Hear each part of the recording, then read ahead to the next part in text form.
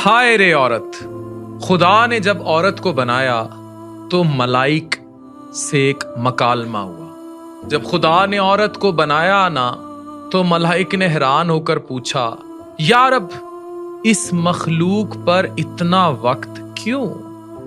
خدا نے مسکرا کر کہا، ملائک تم جانتے ہی نہیں مجھے اس میں کتنی خصوصیات ڈالنی ہے، کتنی خصوصیات کا وصف ہوگا۔ عورت کو ہر حالت میں کام کرنا ہے، بچوں کو گلے لگانا ہے، ایسے گلے لگانا جو گھٹنے کی چوٹ سے لے کر ٹوٹے ہوئے دل تک سب کچھ ٹھیک کر دے۔ وہ صرف 2 ہاتھوں سے یہ سب کرتی ہے، بیمار ہو تو خود کو ٹھیک کر لیتی ہے اور 18 گھنٹے کام کر لیتی ہے۔ ملائک نے حیران ہو کر کہا، یا رب صرف 2 ہاتھ، یہ تو ناممکن ہے۔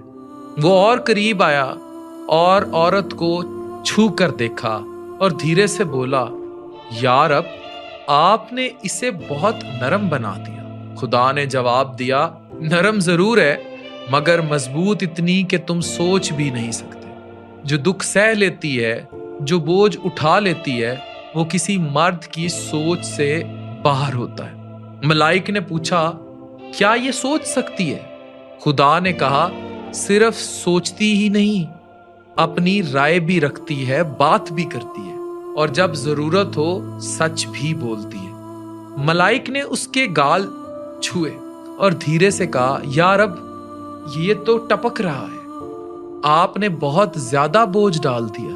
خدا نے پھر تصحیح کی، یہ بوجھ نہیں، یہ آنسو ہے، اس کا غم، اس کے شکوے، اس کی تنہائی، اس کی خاموش تکلیف اور اس فخر کا اظہار جسے وہ کبھی زباں پر نہیں لاتی۔